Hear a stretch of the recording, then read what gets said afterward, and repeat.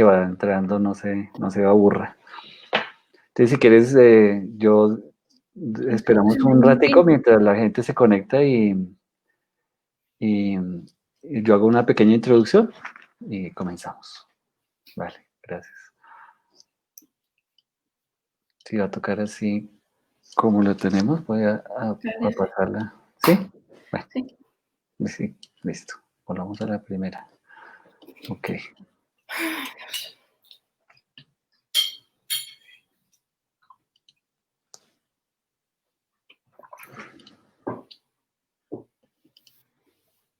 ¿Aló, está bien el sonido? Sí, perfecto. Perfecto. Ya se están conectando.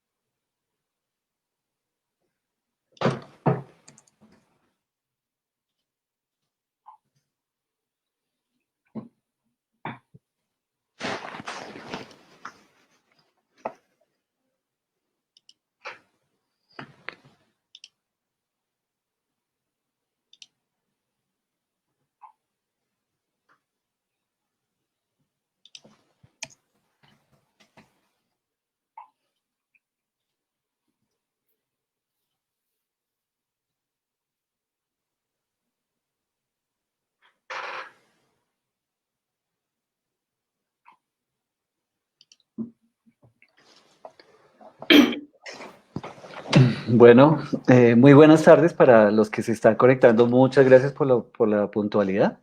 Vamos a esperar un minutico y mientras tanto, como siempre, les agradecemos si nos pueden comentar desde el chat dónde se están conectando, desde qué ciudad, qué país.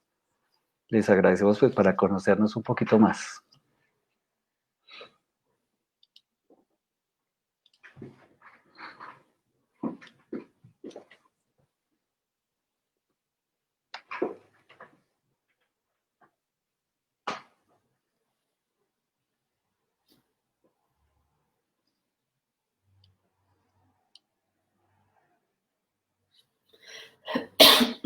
Por favor, nos reportan si tienen buen audio y si nos están viendo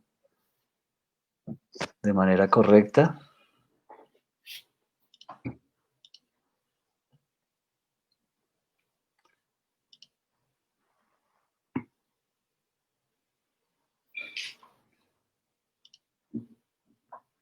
Desde Sesquile, la hermosa laguna del Cacique de Guatavita.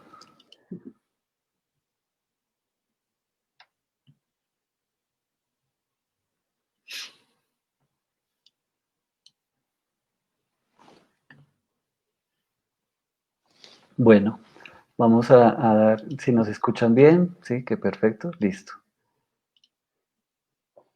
Desde Itagüí.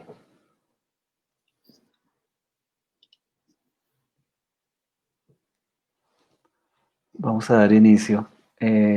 Bienvenidos a nuestra 12ª charla virtual del Grupo de Apropiación Social de nuestro Patrimonio Arqueológico Colombiano, que organizamos desde Divulgar. Somos estrategias, modos y medios para la divulgación del patrimonio cultural y arqueológico. Pues en esta oportunidad tenemos la charla Arqueología, Patrimonio Cultural y Ser, Identidad, cuando los trastos viejos son tesoros, a cargo de María Fernanda Esteban Palma. María Fernanda tú me corriges, tú sigues siendo curadora del Museo Británico. Sí, soy curadora del Centro de Investigación de la Colección de América del Museo Británico. O sea, no soy curadora de la colección en general, pero sí específicamente de los objetos relacionados con el Centro de Investigación en el que trabajo. Ah, perfecto. María Fernanda es abogada de la Universidad Nacional, tiene maestría en arqueología en la Universidad de Exeter, en el Reino Unido, y un doctorado en antropología de la Universidad de Pensilvania, de Estados Unidos. Gracias. Estás más preparada que un yogur, como decimos. por acá. Es un placer tenerte. María Fernanda nos acompaña, hoy está en España, pero ella está radicada en el Reino Unido. Y pues es un placer tenerte acá. Nos conocemos desde hace algún tiempo y pues hemos estado muy atentos de tu trabajo, que desafortunadamente no lo conocemos mucho acá en Colombia. Y pues esto es una muy buena oportunidad pues para que nos des a conocer esto que has venido haciendo desde tu tesis del doctorado y bueno, tu experiencia pues en este proceso en torno al patrimonio, a la arqueología y a la identidad. Entonces, bienvenida, María Fernanda, este espacio es todo tuyo. Yo estoy aquí Muchas gracias. pendiente, tú me avisas y yo te voy Pasando pasando ya. las diapositivas. Me voy a perder un poquito de la pantalla, pero aquí estoy detrás. Bueno, excelente. ¿No? Pues Diego, muchas gracias por esa introducción. Y bueno, esta vez les quiero compartir más ideas, más lo que he estado pensando acerca del patrimonio y acerca de la arqueología en Colombia, más allá de mi trabajo investigativo. Mi trabajo investigativo se centra en los grupos muiscas contemporáneos. De pronto algunos de los que están en la audiencia me conocen.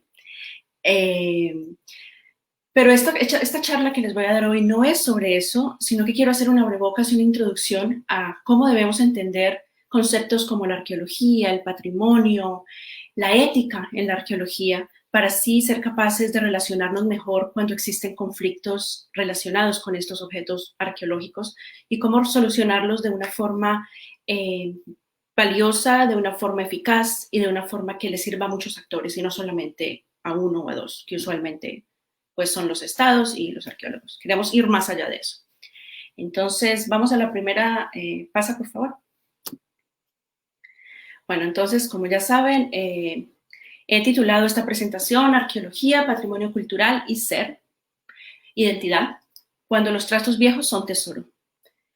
Para esta charla quiero que me acompañen en un corto recorrido histórico protagonizado por objetos y lugares usados en el pasado. Empezando desde un contexto utópico, vamos a imaginarnos que no existen museos ni arqueología, ni mucho menos patrimonio arqueológico. Es decir, más o menos como era en el año 1700 alrededor del mundo. Por lo general, los objetos que ahora son arqueológicos, en esta época, en este mundo utópico donde no hay arqueología, esos objetos no tendrían ningún valor de uso. No se podrían usar porque están averiados, fueron tirados hace mucho tiempo, o porque existen unas tecnologías contemporáneas mejores, o algunos se podrían usar como objetos de arte, pero cosas como, por ejemplo, las piezas cerámicas, una plancha de hierro rota, una herramienta de piedra, un pigmento en polvo, uno pensaría que al menos de entrada no se les podría dar un uso contemporáneo. Es decir, que el valor que tienen estos objetos no es su valor de uso, sino su relación con el pasado y su edad. Es decir, estamos hablando de objetos sobrevivientes. Imaginémoslo así. Hay una historia contada y hay unos objetos sobrevivientes que de una u otra forma podrían probar la veracidad de esa historia contada. ¿Quién se interesaría en este mundo utópico donde no hay arqueología? ¿Quién se podría interesar por estos objetos? Bueno, más que todo gente que colecciona cosas viejas en sus casas, ya sea porque les gusta lo viejo o porque sienten alguna conexión personal con los objetos. De pronto les recuerda algo o les genera algún tipo de emoción. Pero hay otros objetos que nunca han sido descritos como basura. Son objetos que han sido preservados por su belleza, rareza, costo monetario o porque están relacionados con alguien famoso. Ese es otro tipo de objetos viejos o de trastos viejos, diferentes. Estos objetos, por lo general, siempre han tenido dueño o son adquiridos casi inmediatamente al momento de encontrarse. Ejemplos, los objetos de arte, las pinturas, las esculturas, como este busto de Nefertiti, las cartas de famosos, los trajes de los famosos, o objetos relacionados con eventos importantes. Por ejemplo, objetos prehispánicos de metal o de piedras preciosas. Estos objetos se entenderían como valiosos no solo por ser viejos, sino también por estos otros factores, por su belleza, por su valor, por su rareza. Entonces, estos son los dos tipos de objetos y lugares con los que ahora está trabajando la arqueología. objetos que podrían verse como basura y objetos especiales raros. Y estos son los mismos objetos que ahora importan desde los discursos de la herencia y el patrimonio cultural y los que tienen valor personal y colectivo como elementos que refuerzan la identidad. Siguiente.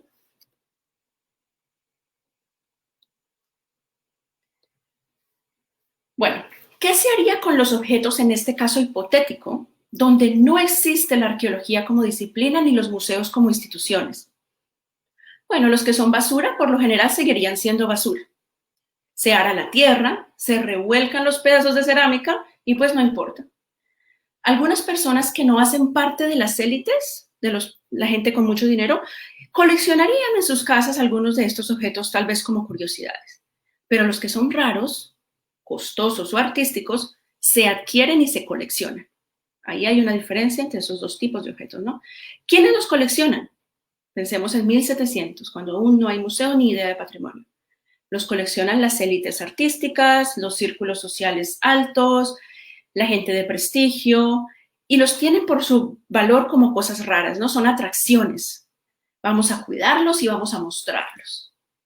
Además, sirven para mostrar el valor o la capacidad económica del dueño, ¿no? Porque son objetos caros, significa que se pagó mucho por tenerlos. Se crean historias fantásticas alrededor de los objetos o historias acerca de las aventuras que tuvieron que vivir los que los encontraron para llegar a encontrarlos. Entonces, allí esos objetos adquieren una carga de significado, ¿verdad? Se vuelven importantes por toda la historia que tienen, de todas las aventuras y todos los peripecias para encontrarlos y por su valor material, económico. ¿Será que estos objetos también le importarían a los estados? Bueno, pues los que son basura realmente no. En ese estado prearqueológico, prepatrimonial, no les interesarían mucho, pero los que son raros o caros o relacionados con famosos, sí. ¿Para qué? No tanto para hacer ciencia, como pensaríamos ahora, sino como una evidencia que dé soporte y validez a las narrativas del pasado construidas por esos estados. Usualmente son narrativas generales y generalizantes, que tratan de meter a todo dentro de la misma bolsa, ¿no? Están enfocadas en victorias de guerra, en gente famosa, etc. Eso es lo que llamamos las narrativas nacionalistas, ¿no? Las que crean un concepto de identidad nacional. Y se producen para generar una idea de cohesión en los estados en formación. Por ejemplo, los estados latinoamericanos que se formaron en el siglo XIX, ¿no? Un poco tardíamente. Y también se les tiene valor, los estados les tendrían valor como si fueran tesoros. Porque cada centro de poder político y administrativo, históricamente, guarda los tesoros de los territorios sobre los que tiene control, bajo el presupuesto de que esos territorios ahora hacen parte del reino o de la monarquía o del califato o como se llame en cada caso, que ejerce poder político. Lo que pasó, por ejemplo, entre España y América Latina, ¿no? Entonces, esos objetos pasarían a ser parte de la herencia, aún no hablamos de herencia, pasarían a ser parte del tesoro, digámoslo así, de esos estados o de esas monarquías. Bueno, y entonces, ¿cómo se presentarían esos objetos, en este caso hipotético? Obviamente, según las interpretaciones que dan soporte o evidencia a las narrativas oficiales del pasado, o sea, las narrativas aceptadas. Se diría, este evento ocurrió y aquí hay una prueba. Las personas en el pasado hacían esto y aquí hay una prueba. Es decir, que el objetivo de su apropiación en ese momento prearqueológico no era analítico, no era analizar el objeto, sino dar soporte a historias que ya existen. La historia ya es creada y puede no ser completamente veraz, pero el objeto se usa para reforzarlo y hacer creer su veracidad, su legitimidad. Por ejemplo, los muiscas, digámoslo así. Los muiscas se elaboraban, según lo que se ha encontrado o lo que se pudo haber encontrado en 1700, elaboraban figuras de metal, los tunjos, y figuras de cerámica, y luego las enterraban. Respecto a los egipcios, por ejemplo, podríamos decir que hacían tumbas gigantescas y muy elaboradas y las llenaban con objetos valiosos. Es así como los discursos oficiales de los muiscas y de los egipcios, por ejemplo, se enfocarían en que son objetos rituales, porque eso es lo que les importa a esos discursos, mostrar que estos grupos estaban enfocados en ciertas cosas específicas, en la muerte, en los rituales, pero evitan realmente conectarse con otro tipo de actividades que ocurrían en el pasado porque no les interesa mostrar esas cosas en sus narrativas. Entonces esto me hace pensar un poco que, por ejemplo, cuando yo era niña, se me inculcó desde la escuela y se me inculcó desde los medios, por ejemplo, que los indígenas muiscas eran un poco diferentes, tal vez menos racionales, que se dedicaban a enterrar figuras, a tejer y a tomar chicha, y que como en la actualidad yo no conocía a nadie que hiciera esas cosas, pues entonces asumíamos que los muiscas ya no existen. Y esto era obviamente un discurso muy conveniente para los estados nacionales que desde su formación en el siglo XIX buscaron homogenizar a la población para facilitar su control. Los objetos fueron utilizados para demostrar que estos grupos eran grupos del pasado y que hacían ciertas prácticas. Y como no vemos esas prácticas en el presente, estos grupos no existen. Pero como los objetos encontrados cumplen los requisitos de ser vistosos, raros, artísticos a veces, costosos, y además se pueden utilizar como evidencia de una narrativa oficial al servicio de los estados, pues esos objetos se hicieron importantes para los estados, simplemente para eso, para reforzar sus versiones que son útiles como instituciones de poder. Siguiente. Entonces, el origen de los museos y sus colecciones, ahora ya vamos a imaginar que se empieza a pensar en la idea de un museo, ¿no? Estos primeros eran como coleccionistas, como exploradores, y los gobiernos obtenían los objetos para sus propios discursos. Pero ahora vamos a pensar en un coleccionismo más serio, que empezó desde el 1700 y se solidificó en el siglo XX. Entonces, el origen de los museos y sus colecciones se remonta a finales de este periodo que podríamos llamar prearqueológico, finales de 1700. Esos primeros museos operaban en su mayoría en las casas de las élites que habían adquirido los objetos, porque pues eran costosos o había que ir a buscarlos muy lejos y otras personas no podían hacer esto, ¿no? Generaba mucho gasto. Entonces, ellos invitaban a sus amigos famosos y a sus amigos adinerados para ver los objetos. Y fue solo después de que los objetos salieron de las casas para formar exhibiciones independientes. Y aún después de eso, que los museos se convirtieron en instituciones estatales públicas, como en el caso del Museo del Louvre en París, que se inauguró en 1793, en plena época de la Revolución. Pensemos otra vez para intensificar esos discursos nacionales, ¿no? Y el Museo Británico en Londres, que se inauguró en 1759. Todo esto bajo el discurso de que los objetos son herencia del país, tesoros nacionales o tesoros del mundo entero a veces, y que por eso deberían estar a disposición de todos los que puedan visitar esos museos. Obviamente, en la formación de las primeras colecciones de América Latina en museos, operaron dos esferas de poder, especialmente para América Latina, un poder local y un poder global. Eran, por un lado, por el lado local, las élites locales las que adquirían los objetos, en gran parte porque tenían acceso a los círculos de comercio de esos objetos, tenían el dinero para negociar los objetos o tenían dinero para irse por meses en busca de los tesoros y tiempo de leer sobre lo que estaban haciendo los coleccionistas europeos, por ejemplo.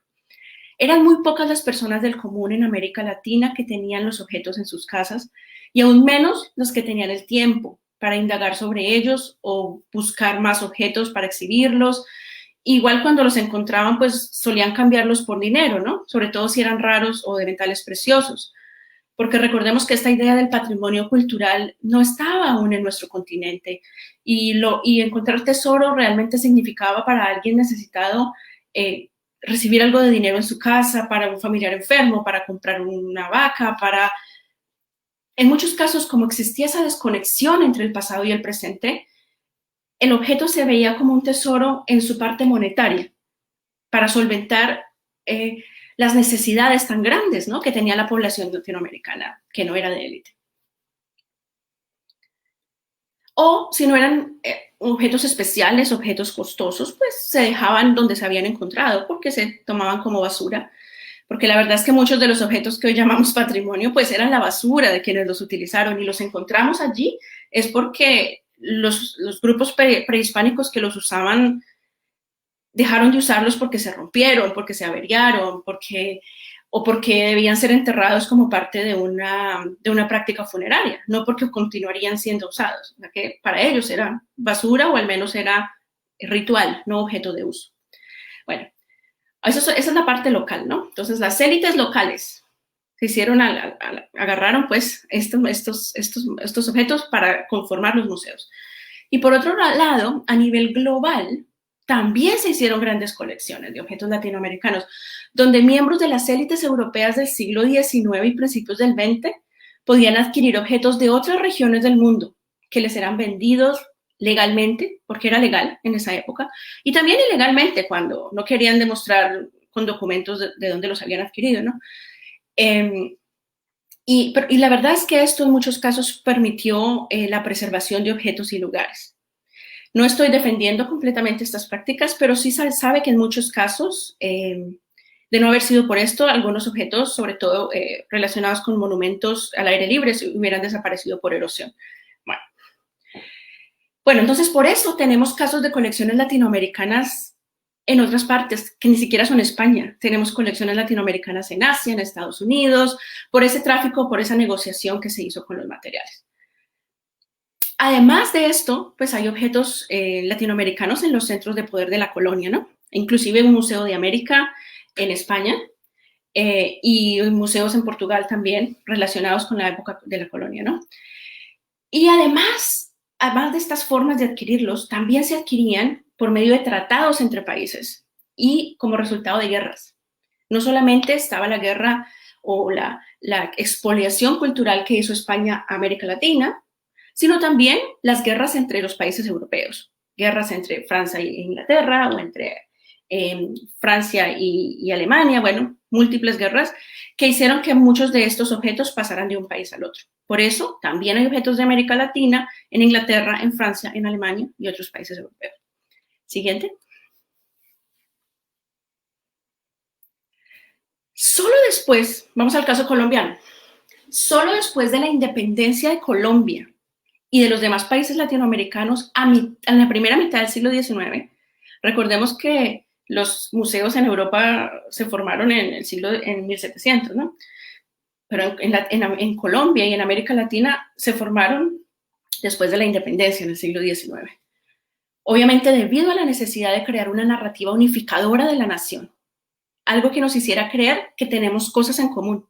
Recuerden que estas divisiones fronterizas no existían y habían grupos indígenas, grupos de esclavos, aún como esclavos o esclavos libres, los criollos y los españoles peninsulares. Y al hacerse la independencia, pues todo esto se convirtió en una sola población. ¿Cómo unificarlos? ¿Cómo hacer que todos parezcan que son iguales, no? Entonces se creó esta idea de un pasado común, ¿no? Como colombianos, o como peruanos, o como bolivianos, como si siempre hubiéramos estado juntos, ¿no? O sea que todos los habitantes del territorio estaban conectados, supuestamente, y fue solo ahí cuando se produjeron las narrativas de los indígenas como ancestros comunes. Antes no, recuerden que antes entre más blanquito, menos se quería relacionar con los indígenas, ¿no? Pero ahora, como somos mestizos todos, porque nos unificamos, nos unificaron, entonces todos aceptamos que tenemos un pasado común indígena, sin importar cuánto de indígena puede tener cada persona, por habernos hecho todos mestizos, ¿no? Sobre todo en el caso colombiano. Entonces se nos enseñó a imaginarnos la indigenidad prehispánica, antes de la colonia, como algo venerable, como algo bueno, como que esos grupos tenían conocimiento, como que estaban organizados, como que hacían objetos maravillosos. Pero también se nos dijo, se nos inculcó la idea de que estos grupos ya no existen y que por tanto no hay descendientes culturales de los que elaboraron los objetos que hacen parte de las colecciones, de las primeras colecciones, ¿no? A la vez que se generó un imaginario colectivo según el cual hay pocos indígenas, ¿bien? Y que están todos en lugares alejados de los centros urbanos, principalmente en la Amazonía y en otros lugares de la baja montaña de los planicies, digámoslo así, Mientras que se decía que en los Andes, ¿no? En la montaña, no habían quedado indígenas, ¿no? Cosa que no es cierto, como hemos venido descubriendo con el paso del tiempo en nuestro país. Bueno, fue dentro de este contexto que se empezó a generar interés al nivel del Estado en los objetos y lugares que reforzaran esos discursos de unidad nacional, o lo que ellos mismos llamaron identidad nacional.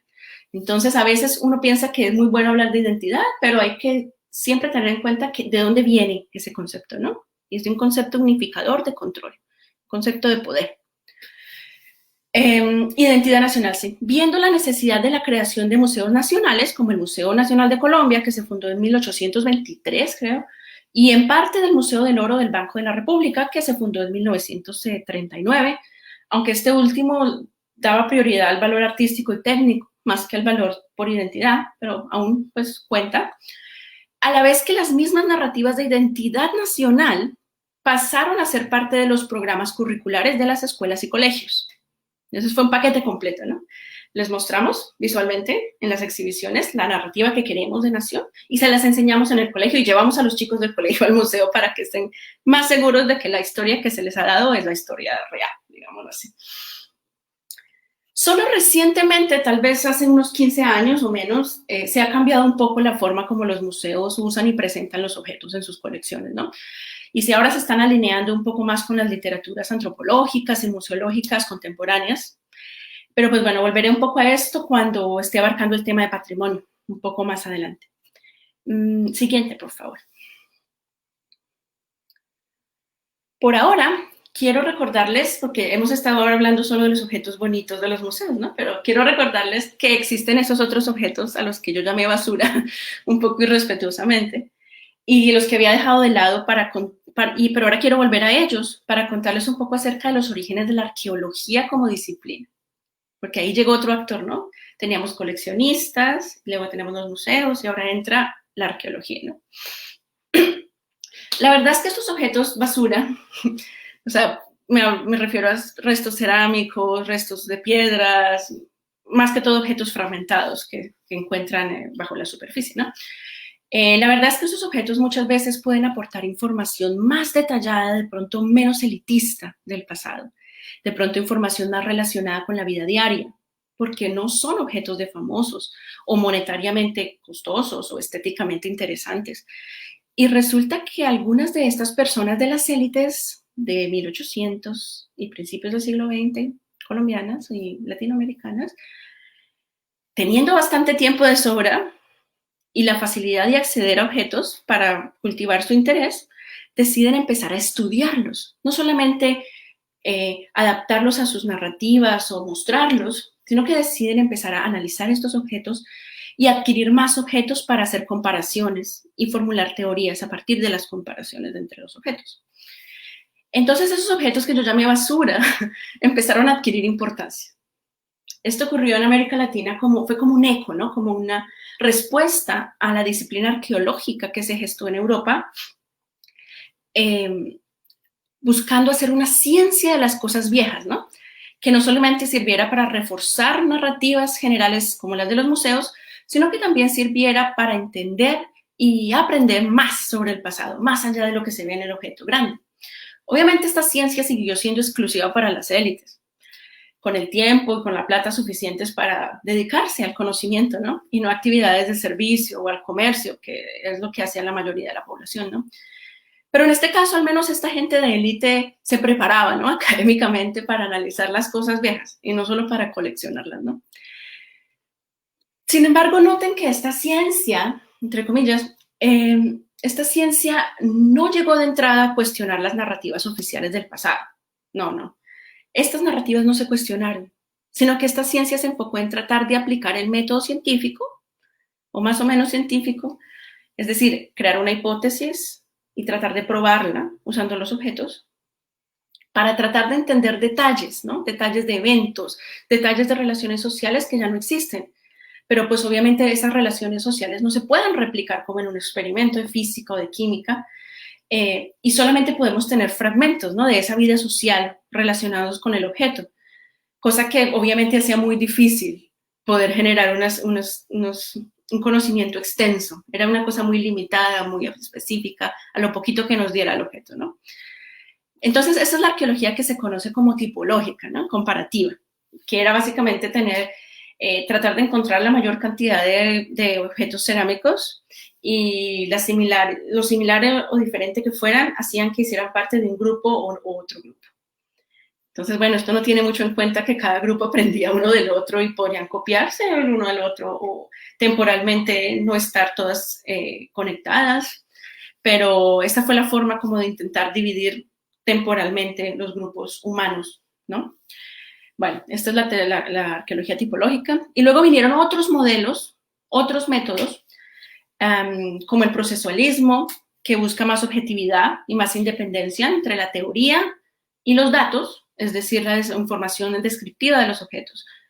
Y este método procesual, que es más científico, pero, ¿cómo les explico? Pero digamos que si tenemos una pieza de cerámica, pues este método sirve para entender cosas sobre el pasado a partir de los materiales que uno puede científicamente analizar de ese objeto o de la localización del objeto en el terreno, pero no pueden interpretar más allá, digamos, están limitados ahí, porque temen que interpretar significa inventarse el pasado, pero pues como resultado es muy poco lo que se puede avanzar, ¿no? Bueno.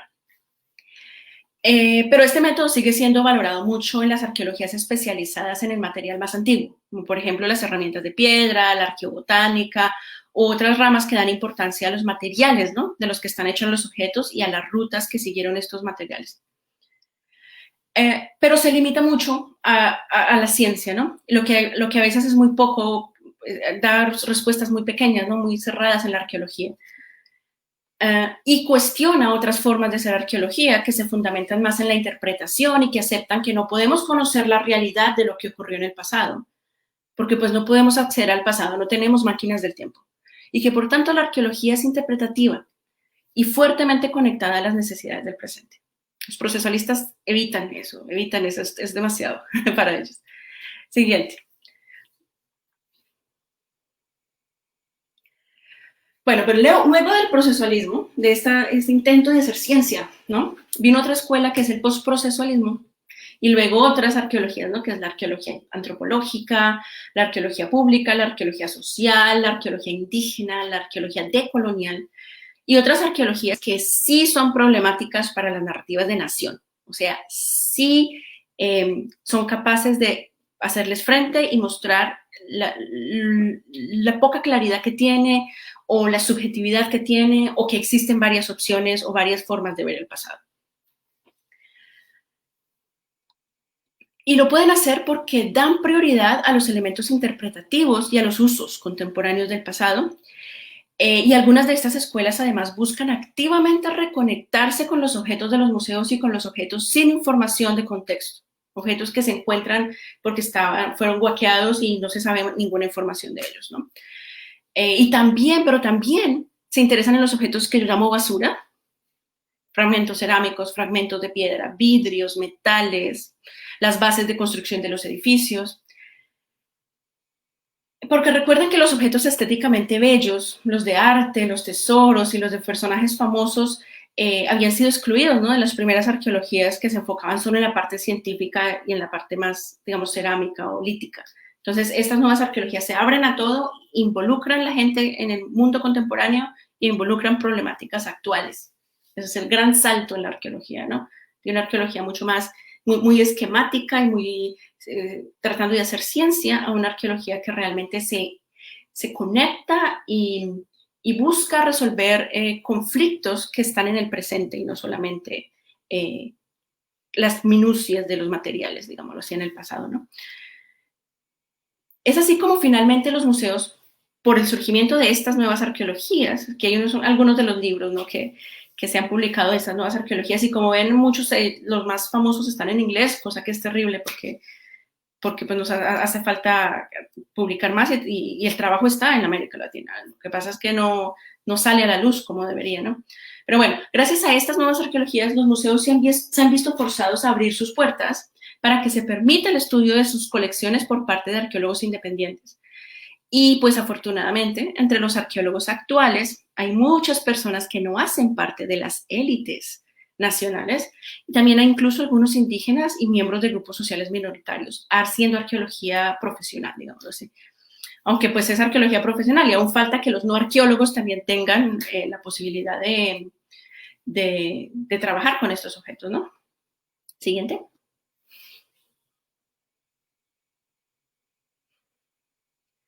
Bueno, pero entonces yo creo que tal vez lo más importante y lo más novedoso de las arqueologías sociales, las arqueologías indígenas y las arqueologías decoloniales, que llegaron después del postprocesualismo, es precisamente que tienen en cuenta los usos e interpretaciones actuales de los objetos arqueológicos, incluyendo los usos políticos. No es una arqueología que se separa diciendo que no puede hacer política, no es una arqueología política. Es una arqueología legal, está involucrada con los conflictos legales, y es una arqueología que le da importancia, por ejemplo, a los vecinos de los sitios arqueológicos, a los investigadores en otras áreas, como la antropología, la psicología, la lingüística, que tienen en cuenta a los descendientes de quienes elaboraron los objetos, y a todos aquellos interesados en el pasado y en los objetos sobrevivientes, ¿no?, del pasado, los objetos arqueológicos. Y además de eso, tal vez la mayor innovación de estas arqueologías es que atacan las epistemologías occidentales. Entonces, es decir, que se interesan por ver más allá de lo que el pensamiento científico occidental permite. El pensamiento occidental, por ejemplo, para darles un ejemplo, está centrado en el ser humano, pero no en su entorno. Es decir, que es antropocéntrico. ¿Esto qué significa? Que se centra en lo que hacemos los humanos como si todo lo demás fuera un recurso para nuestro uso. Y como si no esas cosas, los animales, las plantas, el paisaje, como si no tuvieran ningún poder sobre nosotros. Nosotros somos todopoderosos. Así ve la ciencia, la perspectiva del análisis científico, ¿no? Del hombre hacia abajo, es el que analiza. Pero al revés no hay retroalimentación. Es decir, que los espíritus, los ancestros, el paisaje, los animales los toman como pasivos. Además, la forma occidental de ver el mundo se sienta sobre una idea del tiempo lineal y de espacio único, donde el pasado no puede afectar al presente y solo existe este mundo y las dimensiones que la física occidental acepta. Otras cosas no son tomadas en cuenta, o son tomadas en cuenta como creencia o mito, pero no les da ninguna validez en cuanto a la relación con los objetos, ¿no?, del pasado. Entonces, las arqueologías antropológicas, las indígenas, las arqueologías decoloniales, al estar conectadas con el presente y tener en cuenta todas las posibilidades interpretativas, permiten explorar otras formas de entender el mundo, es decir, otras ontologías. La ontología es cómo determinados grupos de personas entienden el mundo y se relacionan con él como resultado de la forma como lo entienden. Y también permitió explorar otras formas de estudiar el mundo. Digamos que esa sería una explicación del término epistemología, ¿no? ¿Cómo aprendemos acerca del mundo? ¿Qué métodos usamos para entenderlo? ¿Qué métodos son válidos? Estas nuevas opciones arqueológicas están permitiendo jugar con estos dos elementos, aceptando que Europa y Occidente no es lo único que vale y que existe, que hay otras opciones. Bueno, y pues estos son caminos valiosísimos para que los no arqueólogos puedan sentar su posición como intérpretes y para que puedan acceder a los objetos del pasado que están en universidades y en museos. Porque si trabajan conjuntamente con investigadores, deberían, porque es un derecho, tener acceso a los objetos en museos y a objetos en universidades.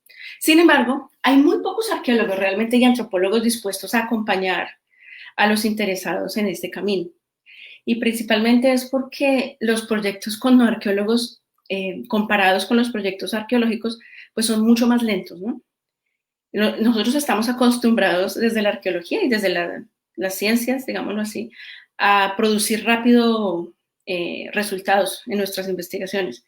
Y no importa lo que pase después, lo que es terrible, ¿no? Porque a los que realmente y más profundamente les interesa ese material, su trabajo no terminaría con hacer un artículo o escribir un libro, pues eso sería el primer paso, ¿no? Y a partir de eso es que hay que hacer el trabajo para que tenga uso real y validez. Pero como nos exige, lo académico nos exige que nos apuremos y que hagamos más, pues muy pocos aceptan el reto, ¿no? De demorarse mucho porque pensarán que pues no están trabajando lo suficiente. Pero hay que hacerlo porque esa es la salida, ese es el camino de integración. Siguiente. Bueno, ahora sí llegamos a patrimonio. ¿Después de cuánto llevo yo hablando? Dios, 40 minutos.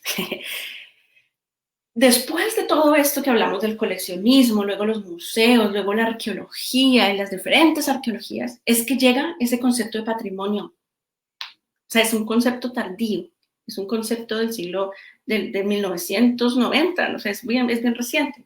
Las narrativas de patrimonio cultural y herencia cultural que sentimos tan naturales actualmente, no llegaron a cohesionar la posición oficial sobre los objetos del pasado, sino hasta finales del siglo XX.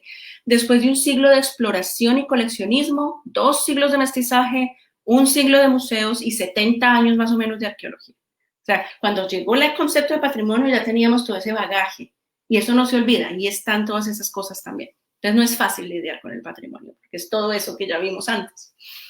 Como muchos discursos en América Latina, la idea de patrimonio cultural material fue recibida de Europa.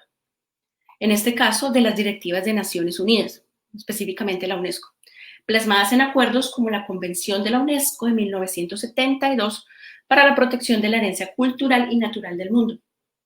Y bueno, ¿qué significa que un sitio o una serie de objetos puedan ser patrimonio del mundo? ¿Cómo así del mundo? Nosotros nos alegramos realmente que un sitio unos objetos puedan ser patrimonio, que entren en la declaratoria de patrimonio de la UNESCO, ¿no? Siempre nos alegramos con eso. Porque para nosotros significa que se reconoce su importancia. Pero ¿qué más significa? ¿Cómo se traduce esa declaración a nivel del uso del sitio o de la interpretación del sitio? Lo que significa es que algunos de los objetos del pasado, o sea, los que reconoce la UNESCO, usualmente, o al menos los que sean famosos, así no los hayan reconocido la UNESCO, los más costosos, los más bellos, los más raros, se entiende que deben ser protegidos y preservados en nombre de todo el mundo. Es decir, que la responsabilidad por su preservación ya no es local ni nacional, sino mundial. Y por tanto, se entiende que los objetos que están en los museos más grandes y en las galerías más grandes pues están ahí porque están siendo preservados y presentados para el bien de toda la humanidad, con los mejores equipos técnicos y con los mejores profesionales. En ese contexto se argumenta que muchos de esos objetos hubieran desaparecido, como ya les había contado, de no haber sido porque los preservaron esos investigadores y estos museos. Y además, es en esos museos donde se puede explorar, se dice, ¿no?, la herencia mundial en un solo lugar. Si usted como turista o como investigador quiere ver cosas, comparaciones entre diferentes culturas, pues es necesario que haya en un solo lugar objetos de todos los grupos. Ese es un argumento que ellos tienen, ¿no?, para decir que los objetos deben estar ahí, para tener esa oportunidad. Inclusive se dice que un Estado sería egoísta, y aún más un grupo dentro de un Estado, si pide el uso exclusivo de lo que es ahora la herencia de la humanidad, gracias a los esfuerzos de estos museos, ¿no?, porque los están preservando. Además, recordemos que solo después de los años 70, la UNESCO prohibió el tráfico de objetos arqueológicos. Es decir, que eso, de una u otra forma, legalizó indirectamente todos los objetos que entraron a los museos y a las colecciones privadas antes de esa fecha. Bueno, de ahí para adelante no se permite, pero hacia atrás queda como válido. La UNESCO no va a criticar o a solicitar devoluciones de objetos anteriores. Y la mayoría de los objetos de los museos son anteriores, la gran mayoría. Otra faceta de esta idea de herencia cultural material es la que conecta a los objetos que se catalogan como herencia con las identidades nacionales. Un punto que toca directamente nuestra relación con las monarquías colonizadoras. En nuestro caso, España. Porque resulta que los 200 años durante los que Colombia fue territorio español también cuentan en la historia cultural de España, no solo en la historia de Colombia. Y España también puede argumentar que los objetos que están en sus museos son parte de su patrimonio cultural, ya que la expansión a las Américas produjo fuertes cambios culturales, políticos y sociales dentro de España también. Es parte de su historia. Entonces, en este caso específico tenemos dos argumentos que España, por ejemplo, puede utilizar para legitimar la permanencia de objetos elaborados en la América prehispánica y que consideran ellos importantes. Uno, que son patrimonio de la humanidad, porque son muy importantes y que ellos los pueden cuidar mejor. Bueno. Y dos, que esos objetos también hacen parte de la herencia cultural española. Siguiente.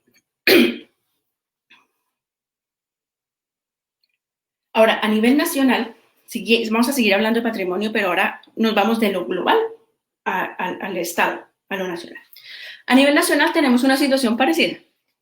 Creo que según la legislación colombiana, todos los objetos que llamamos arqueológicos son patrimonio de todos los colombianos. Bueno, ¿eso qué significa? En principio, pues nos alegramos, ¿no? Porque pues es patrimonio de todos. Pues que como es patrimonio de todos, pues nadie aparte del Estado como institución puede autorizar el uso de los objetos o incluso proponer interpretaciones oficiales de los objetos. Porque nosotros, al hacer parte de un Estado, hemos cedido al Estado esas capacidades y sus poderes. Entonces ellos son los que hacen el trabajo, básicamente. Porque si lo hace una sola persona, sin la aceptación del Estado, yo estaría apropiándome solito de un patrimonio de todos. Vale. Es decir, que los objetos y los lugares del pasado, y en este caso todos los objetos, porque para Colombia son todos, no son solo los bonitos, los caros, no, también los basura, los restos de cerámica, las piedras, todo. Básicamente todos esos objetos siguen estando bajo la administración del Estado-Nación. Y este delega esa administración a instituciones como el ICANN, Instituto Colombiano de Antropología e Historia, que pasan a tener el poder de decidir qué hacer con ellos, dónde exhibirlos, qué interpretación presentar. Obviamente que se acorde con los discursos y narrativas de identidad nacional, que ya les conté, a la formación del Estado-Nación. O sea, una historia que tiene su propósito, ¿no? Su propósito unificador, pero que no se interesa por pequeños grupos. Por ejemplo, los grupos indígenas que fueron, digamos que, vueltos mestizos. Eso no importa mucho. Hasta luego, ¿no? Hasta más adelante, pero de entrada no. Entonces, bueno, y solamente se permite que los científicos, que los investigadores, pero los que estén afiliados, pues puedan hacer, digamos, interpretaciones de esos objetos. Entonces es bajo esta narrativa de patrimonio o herencia cultural, como la totalidad de los objetos del pasado que están dentro de Colombia, tanto los bellos, los raros, los costosos, como los de basura, que yo digo por chiste, se mantiene bajo el control tanto físico como interpretativo del Estado, usualmente en la ciudad capital, en nuestro caso Bogotá, a menos que las mismas instituciones del gobierno acepten que los objetos estén en otras partes del país. Entonces, pues digamos, hay una centralización. Existen museos regionales, pero si se decide que algunos objetos deben estar en Bogotá, deben ir a Bogotá. Bueno, al mismo tiempo, cuando se definió que el patrimonio cultural es de todos, no se establecieron diferencias entre los colombianos. Por lo que, al menos legalmente, objetos encontrados en la Sierra Nevada de Santa Marta, por ejemplo, serían mi herencia igual a como serían la herencia de los indígenas de la Sierra Nevada de Santa Marta. Y objetos producidos en Cundinamarca serían parte de la herencia cultural de un sanandresano, de la misma manera que son de la herencia cultural de un fusagasugreño, dificultando así las prelaciones, ¿no?, que se pudiera dar a algunos reclamantes, investigadores o visitantes que pudieran sentir una relación más cercana, ¿no?, con determinados objetos y lugares. Obviamente, en la práctica, las instituciones encargadas de estos objetos y lugares son capaces de reconocer que hay diferentes categorías, ¿no?, de relaciones entre las personas y los objetos, o esa herencia cultural, pero no están legalmente obligados a dar trato diferencial, al menos desde la legislación de patrimonio, que se basa en una idea de identidad nacional y que supone que todos nos identificamos igual. Siguiente, por favor. Sin embargo, es claro que no todos tenemos interés en los mismos elementos del pasado y en los mismos objetos relacionados con el pasado, porque no todos recibimos las mismas respuestas emocionales al visitar un lugar específico o al poder tocar un objeto. Y no todos dependemos en igual medida del pasado para entender nuestro lugar en el presente. Aquí no me estoy refiriendo a la identidad que todos hemos incorporado como colombianos, no, sino a un estado del ser, de la persona, que se construye y se reconstruye a diario a partir de la experiencia de vida, del día a día, a partir del compartir, a partir del recordar. Y que más allá de ser una identidad, es decir, algo con lo que uno se identifica pero que no es uno, esto sí es uno, es parte de la esencia del ser individual y colectivo. Recuerdo que una vez una colega me preguntó, "What are you?" ¿Qué eres? ¿Qué eres?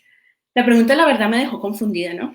Recuerdo que le respondí, I am Colombian, no soy colombiana. Y ella me dijo, I know you were going to say that. Me dijo, yo sé que usted me iba a decir eso. La respuesta todavía me dejó más confundida. Pero fue después de varios años que yo realmente entendí a qué se refería la pregunta y yo qué le dije con mi respuesta. Haciendo esa pregunta poco común, se reflejan los elementos prevalentes del ser cuando es respondida desde la sinceridad y no desde las expectativas, ¿no?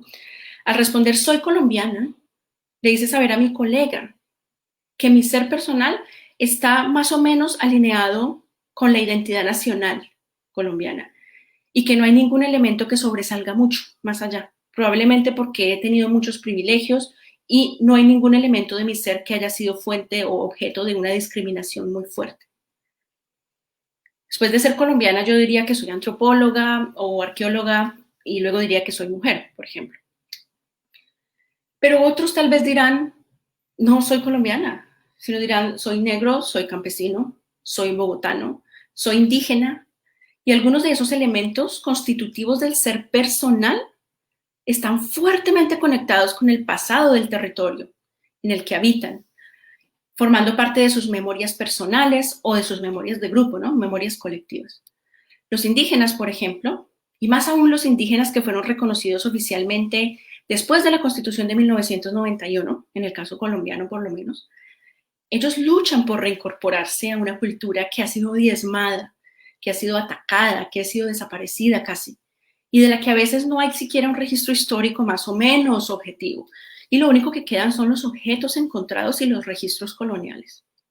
Entonces, en estos casos, si bien es cierto que el patrimonio es de todos, tener acceso a un objeto o sitio arqueológico muisca de gran importancia tiene un valor mayor para un muisca que para mí como arqueóloga.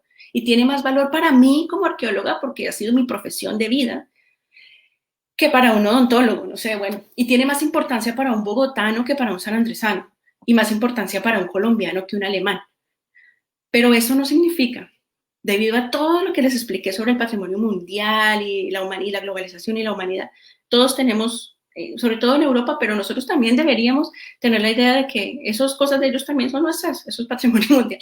La idea es que el hecho de que hayan diferentes niveles no significa que el objeto no haga parte de la herencia cultural del alemán también, como habitante de este planeta.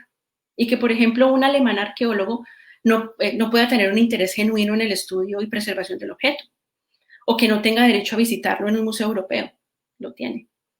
O que con Dinamarca o Bogotá deban tener todos los objetos muiscas, tal vez no debe tenerlos todos.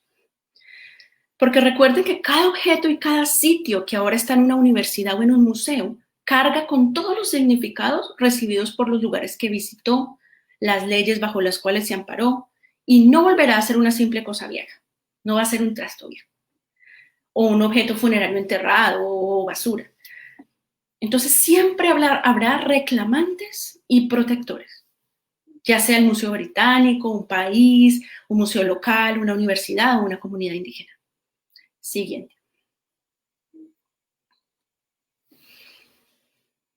Entonces, mi mensaje, para terminar, después de una hora, mi mensaje aquí es evitar un poco, para ser inteligentes, digámoslo así, para ser estratégicos, como colombianos y como latinos y como comunidad, digámoslo así. Mi mensaje es que evitemos polarizarnos con nuestros argumentos cuando decimos que somos los únicos dueños de algún objeto, de algo de patrimonio, que a veces es el argumento de los grupos locales, ¿no? O para los gobiernos o para el ICANN, por ejemplo, Evitar decir que ellos son los únicos autorizados para manipular, interpretar, preservar o proteger los objetos, que sería pues el argumento estatal, ¿no? Pues estos objetos han adquirido grandes cargas de significado, siendo desde objetos de colección, pasando por curiosidades, objetos científicos, objetos arqueológicos, objetos de museo, patrimonio mundial, patrimonio nacional, e incluso objeto indígena, objeto sagrado indígena y demás. Y los objetos no van a perder esa carga de significados, no van a perder esas memorias de lo que fueron cuando algún sector tomó control de ellos, sino que van a seguir siendo objetos de museo o material arqueológico, así sean repatriados. Entonces eso puede generar nuevas disputas y nuevos conflictos. Entonces al hacer expediciones de repatriación o de reinterpretación, les pongo un ejemplo, si llega el Poporo Quimbaya a regresar a los descendientes del grupo indígena que lo fabricaron, ellos no van a poder simplemente volverlo a enterrar y decir que ahí está en su lugar, porque es un objeto que ha adquirido valores y características que impiden ese enterramiento. El Estado no lo va a permitir, el resto de la comunidad no lo va a permitir, los mismos indígenas querrán hacernos un museo, entonces estaríamos volviendo a la idea de museo. Estos objetos nunca vuelven a ser lo que fueron, es lo que quiero decir. Entonces hay que digamos que negociar, desafortunadamente, porque los objetos están amarrados a esa historia que le dieron, ¿no? Creo que lo que debemos hacer es permanecer siempre conscientes de que cada objeto recibe una valoración diferente por parte de cada actor que muestra interés en él. Pero que casi todos esos intereses se han reforzado históricamente y desafortunadamente en muchos casos están respaldados legalmente, por lo que ataques y reclamos directos por el control de esos objetos usualmente son invalidados y son rechazados. Así vengan de parte de descendientes de quienes elaboraron o usaron los objetos. Por lo tanto, los caminos para recuperar o reinterpretar esos objetos deben ser desarrollados estratégicamente y a partir de la colaboración de varios sectores. También debemos siempre reconocer la existencia de otros puntos de vista. Eso lo digo específicamente para los arqueólogos, a los antropólogos no, pero más para los arqueólogos.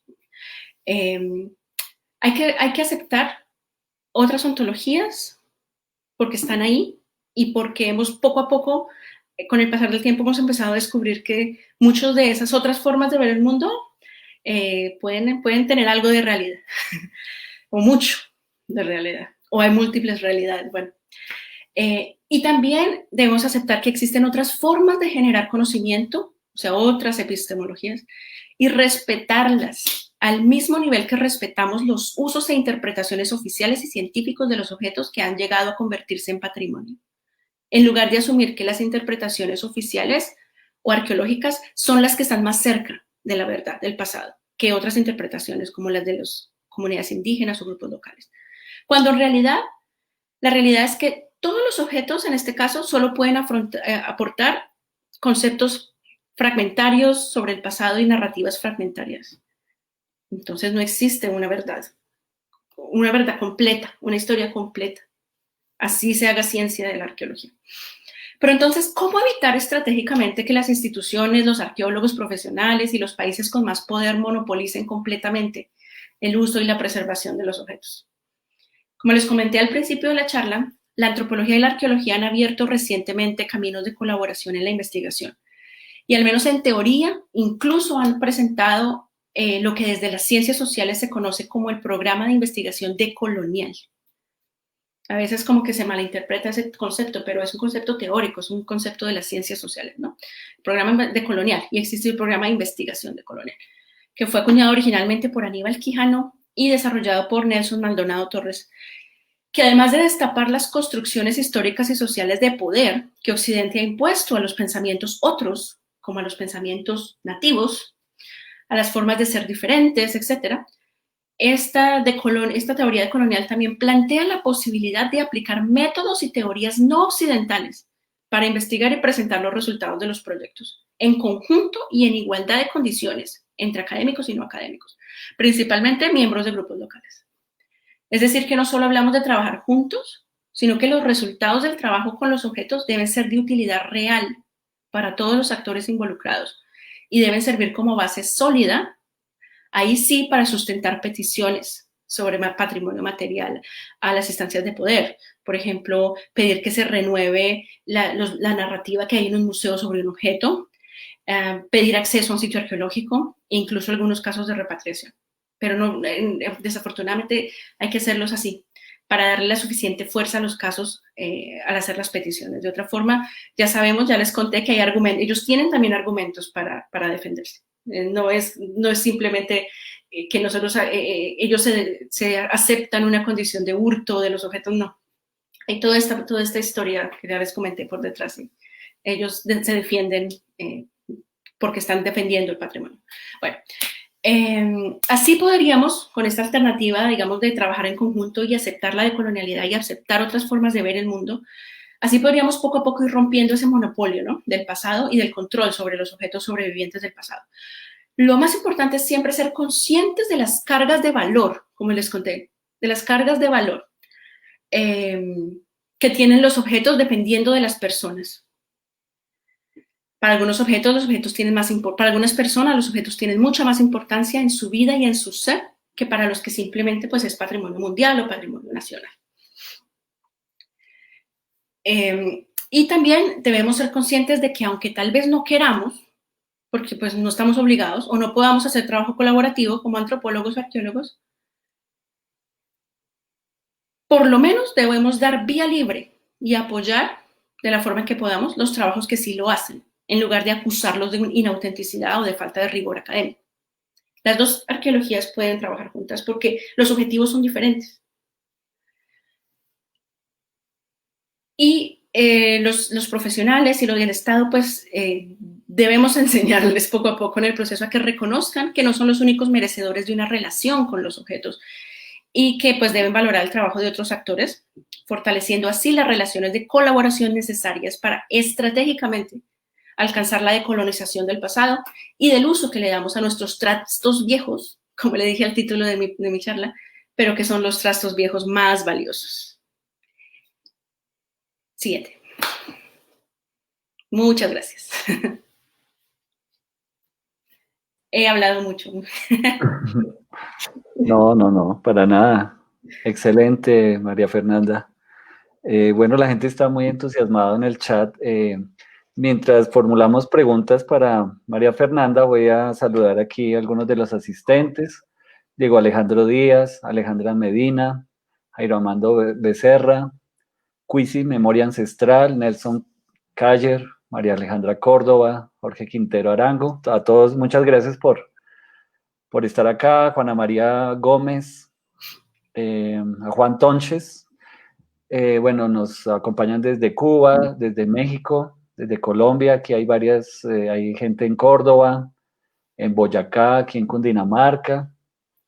Bueno, muchas gracias a todos de verdad por estar siempre aquí presentes. Como hoy tuvimos pues, la charla un poquito más temprano por la diferencia horaria con María Fernanda, pero no, gracias a ti. Pues, a las 11 de la noche. Qué pena ponerte a trasnochar. Tranquilo. Un gusto.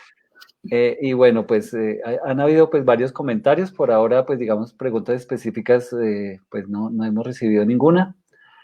Pero, por ejemplo, nos comentan, Alejandra, que el elemento concebido como prenda o pagamento no merece estar en una gaveta. Claro. ¿Qué experiencia tienes tú desde, pues, voy a aprovechar, no sé si sea conveniente o no, de tu experiencia en el British respecto a estos objetos que de pronto han sido reclamados por tener algún tipo de significación especial para estos grupos indígenas que todavía están activos? Claro, pues bueno, lo primero que les puedo contar es que en el museo hay un curador de América y este curador de América, pues, aunque conoce de todo el continente, está especializado en Centroamérica. Y ahorita reciente, hace dos años que llegamos nosotros, nuestro equipo, pues somos 3 personas, pues yo soy la única persona colombiana. Entonces, lo que ocurre aquí es que estos pocos curadores y los administradores de la colección, pues tienen que organizar los objetos y empacarlos sin saber mucho de los objetos. Realmente, yo creo que para el Museo Británico, objetos que, a menos que sean de oro, que ellos saben que fueron enterrados por una razón como pagamento o como ritual, los demás objetos, sobre todo los cerámicos, no los ven como que tengan una característica especial. Y no es tanto porque no quieran, sino porque hay tanto material, tantas cosas, que yo creo que ni siquiera han podido sentarse a buscar y mirar a ver de qué tipo de objetos son, ¿no? Lo que es bastante triste. Y hay objetos de todo el mundo en las mismas condiciones. Y en cuanto a reclamaciones, bueno, existen reclamaciones, pero a lo que quería ir con la presentación es que usualmente las reclamaciones que vienen de atrás con un proyecto, que hay muchas personas trabajando y que se empiezan a acercar al museo a explorar la colección o a visitar la colección en lugar de solicitar una devolución. Estas son las opciones que tienen mayor probabilidad de llegar realmente a hacer un trabajo con el proyecto.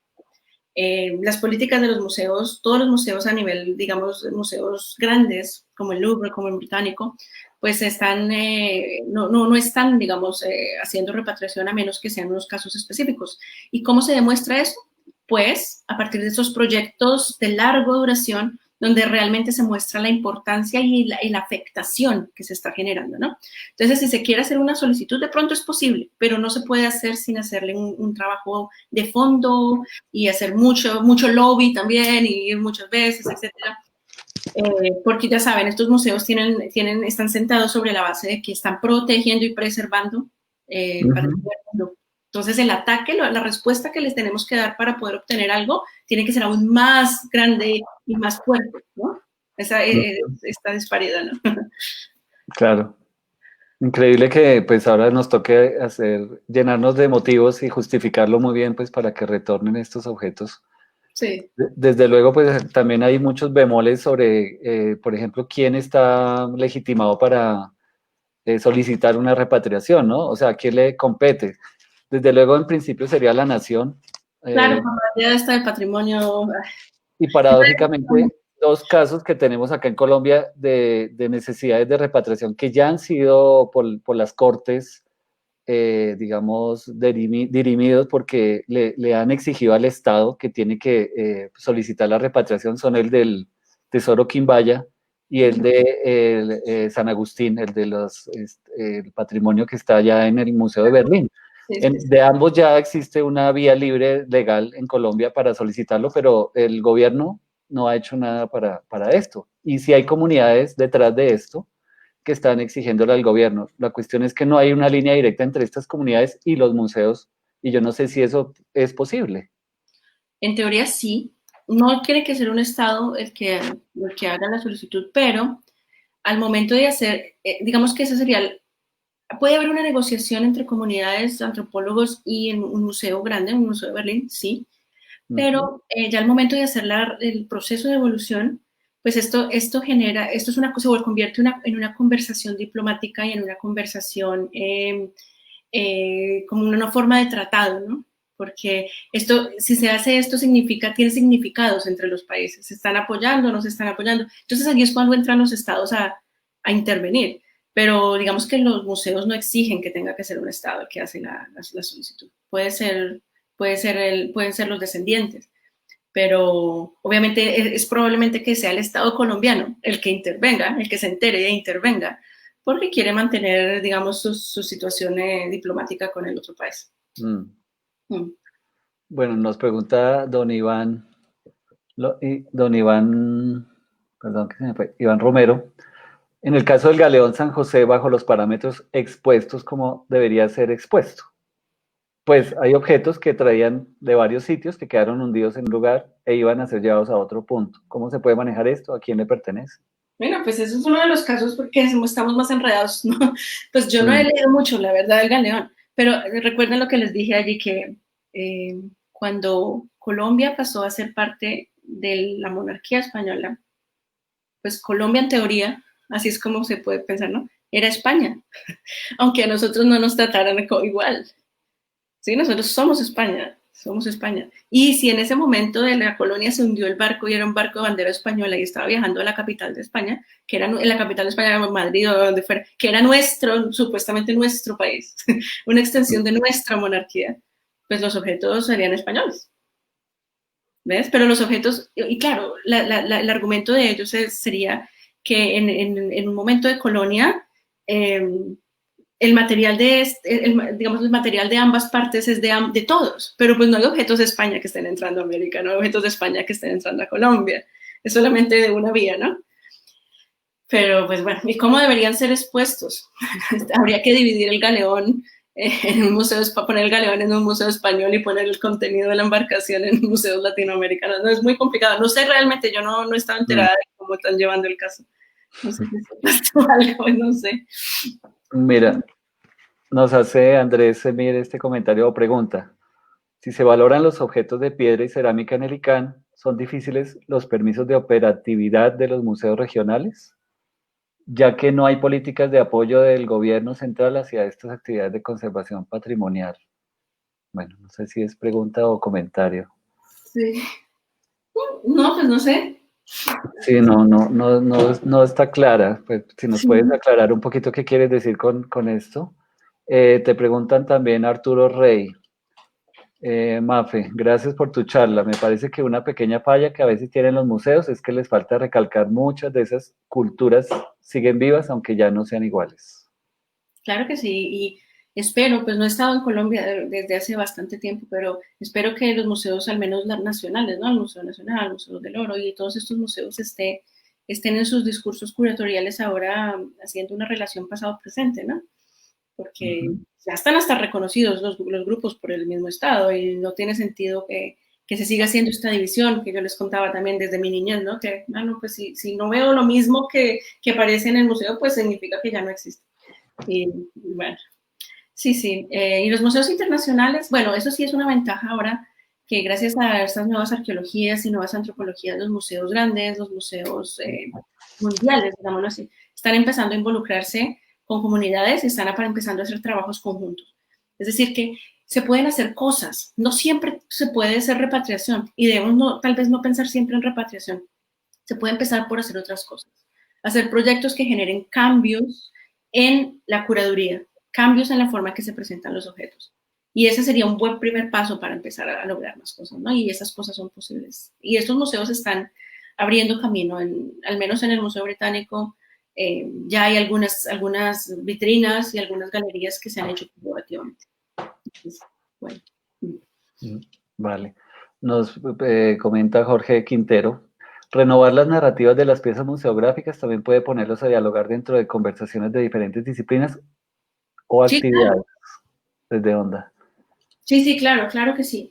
Si dejamos de poner en una vitrina información técnica de un objeto, una fecha, un material, y empezamos a entrar más en un diálogo y empezamos a entrar más en una interpretación y a valorar los objetos por algo más que su material o su edad, pues muchas otras disciplinas, estoy pensando la lingüística, la psicología, la sociología, la ecología, podrían entrar a ser parte del diálogo. Claro que sí, además de muchos actores locales, no solo los indígenas, sino los vecinos que están cerca del sitio o del objeto donde fue encontrado, profesionales en otras áreas, las juventudes, los niños, etc. El cambio en la temática curatorial permite que se presente, que se generen todas esas conversaciones. Entonces hay que hacer fuerza para que se hagan esos cambios en las vitrinas y en las historias, ¿no?, que cuentan los museos.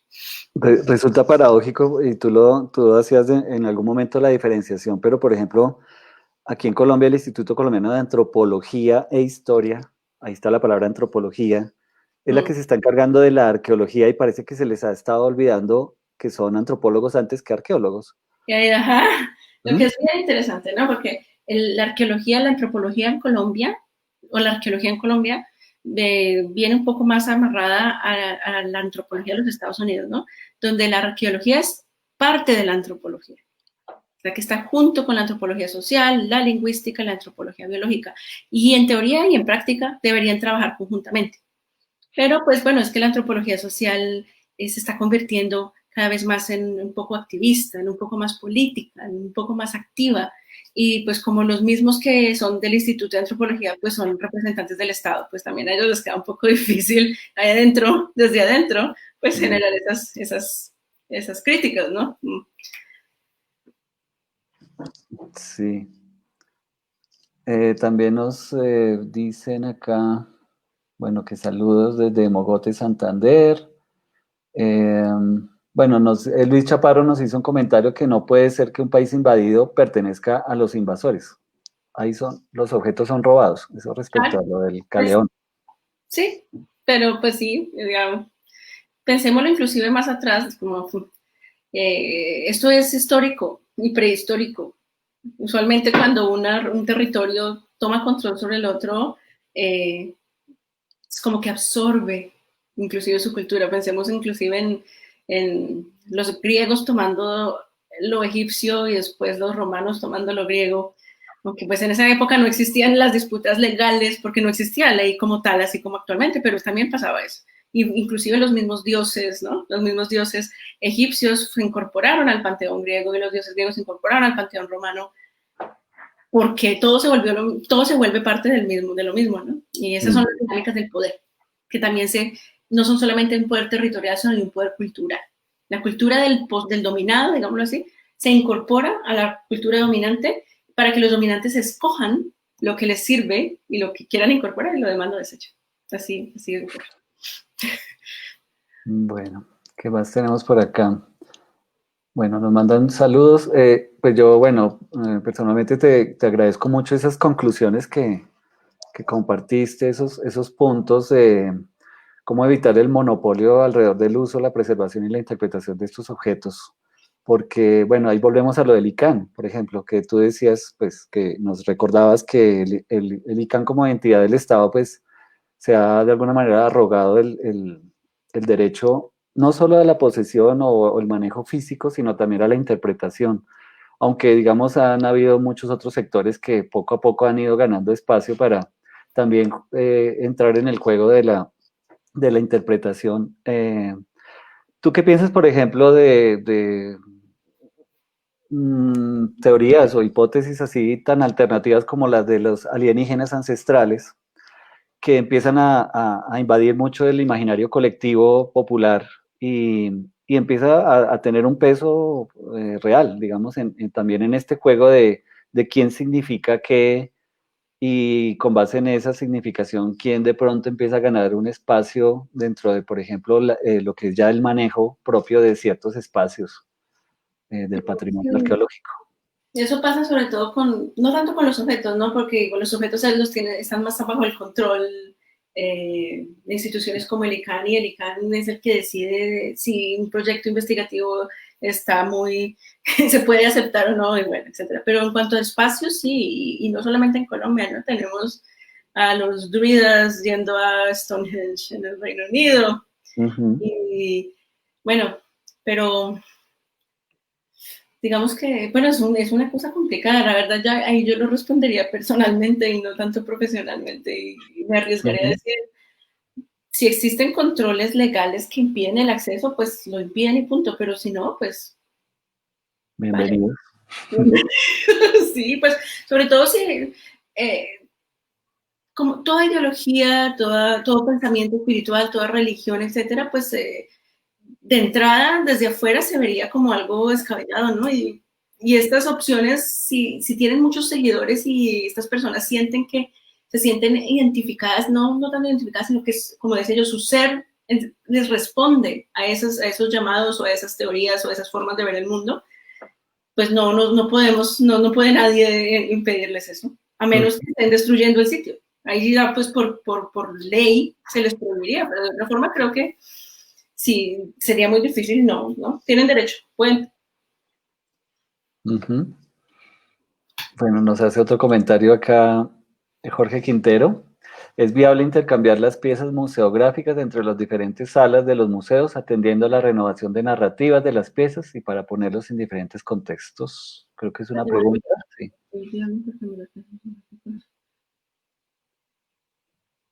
Sí, claro, pues es que esa es la idea digamos, cuando hay una sala en un museo y se va a reformar, pues todo parte de pensar en unas vitrinas vacías, ¿no? Y con los objetos se puede jugar completamente y se pueden hacer cambios y se pueden contar historias diferentes. Una cosa bien chévere, pero también bien peligrosa un poco de los museos es que uno lee las historias de los museos y como se acomodan los objetos a la narrativa, pues quedan como si fueran cierto, como si fuera todo, la única historia es la historia que dice esa narrativa. Exacto. Por eso es que es tan importante que no estemos solos, ni los antropólogos, ni los arqueólogos, ni las comunidades solos haciendo ese proceso para poder más o menos escuchar las otras voces y hacer que esa narrativa tenga sentido, no solo para un grupo, no solo para los indígenas o no solamente para los colombianos élite de la élite blanca colombiana o no solo para los alemanes que vengan a visitar el museo. Tiene que tener valor para todos porque es una posibilidad de conocimiento y de reconocimiento, no solamente presentar una historia autorizada, ¿no? Entonces sí, claro, se pueden revolcar, ahí, pues, se puede completamente cambiar la sala. Eso es la idea, ¿no? Cuando se hace un cambio curatorio. Nos pregunta Nelson Cayer, ¿cómo es posible construir identidades a partir de un patrimonio que se convierte en ajeno, ya que la posesión es de otros, y que finalmente no puede ser socializado, transmitido, interpelado o interpretado? Pues la identidad realmente no se construye a partir del patrimonio solamente. La identidad o el ser está ahí, pero necesita algo que lo refuerce, ¿no? Y ahí es donde entra a jugar el papel del patrimonio. Si no hay patrimonio, si los objetos no los podemos visitar, si los desaparecen, pues igual vamos a tener una idea de ser y una identidad personal, pero pues va a tener menos fortaleza, menos estabilidad. Y eso es lo que hace el patrimonio, pero por eso cada persona puede entenderlo e interpretarlo de la forma que le sirva para entenderse más a sí mismo. Uno no depende del patrimonio 100%. El patrimonio está ahí para reforzar y para darle más soporte a la forma en cómo uno se entiende a sí mismo. Gracias. Bueno, yo quería aprovechar porque voy a meter aquí un poquito la cucharada y aprovechando que tenemos público.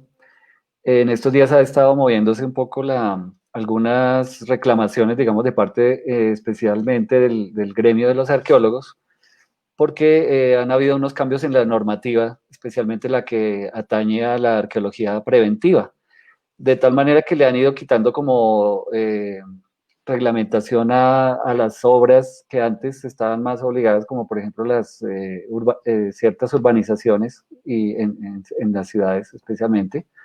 Ahora resulta que ya no es tan necesario hacer esa arqueología. Digamos que los gremios, lo que se dice es que los gremios constructores y de infraestructura en el país han hecho una movida para que se les quite reglamentación, para dejarlos más libres, porque ellos cada vez que están encarando sus obras y aparece un contexto arqueológico, pues eso es un dolor de cabeza, una pérdida increíble de dinero. Sí, claro. Entonces, se les volvió una piedra en el zapato y movieron los hilos para que la reglamentación se volviera más laxa. Entonces los arqueólogos están en un proceso como de no dejarse, digamos, perder ese espacio que ya habían ganado. Y ellos pues finalmente están justificando esto a través de la necesidad supuesta, pues que sí está implícita, que de proteger el patrimonio, porque pues si hay menos reglamentación, pues hay más posibilidades de que se pierda.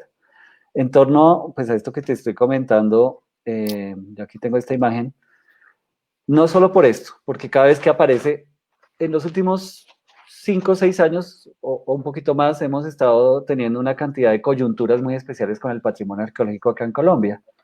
Por ejemplo, no solo estos cambios de la normativa, sino también, por ejemplo, han empezado a haber estas reclamaciones de repatriación de arte, de patrimonio arqueológico que está, por ejemplo, allá en España o en Berlín, que han sido, digamos, han sido iniciativas ciudadanas, porque esto nunca ha sido una bandera de ningún gobierno, sino que son ciudadanos que, mediante tutelas, acciones de este tipo de participación, pues han incidido en que se haga realmente efectivo, o que se pueda hacer, ¿no?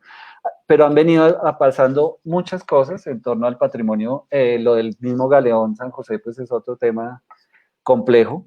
Entonces el tema parece que está muy activo y en el fondo lo que hay es que cada vez hay más actores interesados. Ya no es solo la monovocalidad, digamos, del ICANN o de algunos asesores, tanto jurídicos como arqueológicos, sino que ya empiezan a aparecer gremios como los arqueológicos, ya comunidades, sectores, por ejemplo, los del Tesoro Quimbaya son la gente de la Academia de Historia del Quindío. En San Agustín es la comunidad la que ha tratado de pujar ese proceso. Entonces, ante toda esa nueva visibilización de actores, pues yo he venido procurando como esta idea de generar una política pública en patrimonio arqueológico, pero que se construya de manera participativa, porque no, en Colombia no tenemos una política en este sentido. Digamos que para patrimonios, otros tipos de patrimonios o otras modalidades, sí se han construido unas políticas específicas e inclusive de manera participativa, pero para el arqueológico, pues, solo tenemos un renglón en un decreto donde se establece que la política pública para el patrimonio arqueológico es esto, y es un rengloncito, ¿sí? Entonces, pues esto de una vez, pues para los aquí que están atendiéndonos y para los que van a ver después la charla, quería compartirles que esta idea la estamos moviendo, esto no tiene ningún interés, a pesar de que ahí dice política, no, esto es una iniciativa, no política.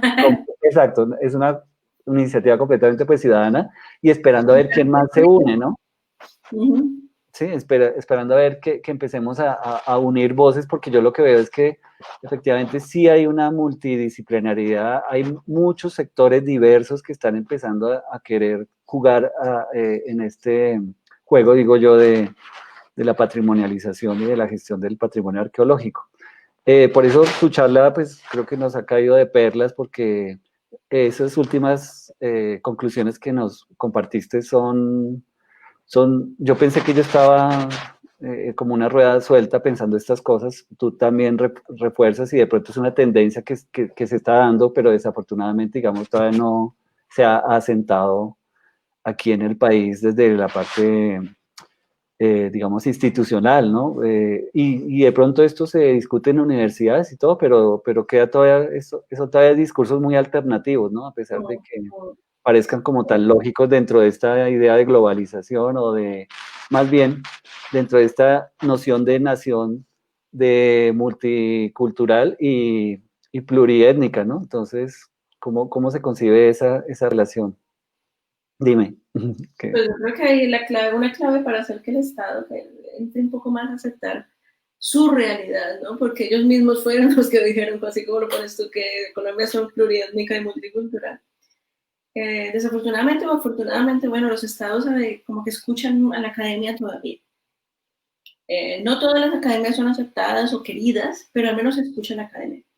Entonces hay que impulsar mucho que este tipo de preguntas y este tipo de alternativas, formas diferentes de hacer las cosas, no se queden solamente en la teoría cuando uno va a una clase de arqueología o hace una tesis de grado, sino que eso se pueda extender a los proyectos investigativos posteriores, más profesionales ya, más serios, y que se van a relacionar o que van a ser entregados o que van a ser leídos por el Estado. Entre más el Estado tengas esté obligado a leer y a entender y a aceptar este tipo de alternativas o de opciones del conocimiento, pues más fácil va a ser para que actores no académicos lleguen con este pensamiento, con este discurso, y ya el Estado lo reconozca. Es importante hacer que para el Estado no sea nuevo, no parezca nuevo. ¿Y cómo hacer que estas, en inglés diríamos realization, estas cosas de las que nos hemos dado cuenta se vuelvan normales? Pues esa es la tarea, tenemos que normalizar esto, hay que normalizarlo. Y la mejor forma de normalizarlo es sin golpear, sino que a partir de nuestros propios, por ejemplo, si el Estado le pide a un arqueólogo un concepto, en ese concepto debe haber un poquito de reconocimiento de esta diferencia en el conocimiento. Y así debe continuar. Y tratar también que nosotros, a veces lo veo así, como profesionales, si nos toca hacer 2 documentos de nuestro trabajo, pues hacerlos. Uno académico y uno académico, explicando lo mismo, pero en un lenguaje que sea claro, tanto para el gobierno como para los no académicos, y que ellos sientan que pueden agarrar esas teorías o esas cosas de las que hablamos como base para sus requerimientos, para sus críticas o lo que sea, y no simplemente hacer un texto académico que solamente nosotros mismos leemos, porque no va a salir de nuestro círculo académico y nosotros podemos volar teóricamente, pero si eso no se asienta en la realidad, estamos haciendo una antropología mentirosa, porque la antropología es un trabajo del hombre o del hombre no, del ser humano para el ser humano. no solamente para un grupo pequeño de personas, ¿no? Sobre todo en la actualidad, ¿no? La antropología social se ha vuelto una antropología activista y de pronto en Colombia todavía no los tenemos tan claro, pero al menos en Estados Unidos, antropología social es una antropología que busca cambio, de verdad, no solamente en la teoría. Entonces hay como que enseñarle un poquito al Estado, poco a poco desde la academia, porque nos creen, y así después será más posible, pero lo difícil es que no se puede hacer tan rápido, ¿no? Pero bueno. No, buenísimo, María Fernanda. Bueno, creo que llegamos ya a la hora y media. Te damos gracias nuevamente por las luces que nos diste. Gracias a ustedes por esta oportunidad, de verdad. No, ojalá podamos tenerte aquí más adelante, porque sabemos que has hecho más trabajos acá. Pues mi trabajo específico de investigación, claro, no hablé nada de eso realmente. No, y pues también sería más interesante si es posible más adelante poder que conozcamos lo que tú trabajaste aquí con las comunidades que están en vías de renderización y son procesos también interesantes para tener en cuenta en todo este juego, ¿no? Absolutamente, claro que sí. Sí, por supuesto, trabajé con grupos muiscas de Bogotá, pues el grupo Muisca de Bosa y con el grupo Muisca de Sesquilé. Ahí hay gente de Sesquilé, ojalá me reconozcan. Fue un primer paso, realmente hay que seguir trabajando porque, como les decía yo, si uno hace un trabajo y hace un documento y se acaba la relación, pues eso no va a generar ningún cambio, ¿no? Entonces la idea es volver y empezar a trabajar, no estudiar al otro, sino trabajar con el otro para obtener alguna cosa que realmente pues le sirva a todo el mundo, no solamente a mí. Y esa es la idea. Bueno, muchas gracias para todos los que estuvieron aquí muy atentos. Y esta charla va a quedar grabada, pues para los que quieran compartirla después más adelante, pues con mucho gusto queda en YouTube. Y mira, aquí te están saludando, creo que en Muisca. Sí. Creo que es Quiz y Memoria Ancestral. Y Clara Lucía Chauta, creo que es también, es de allá, es Esquilé. Qué maravilla. Sí, claro, Chauta. Exacto. Bueno, entonces muchas gracias para todos y gracias a nos todos. vemos en la próxima. Y no te me vayas, María Fernanda. Bueno. Gracias.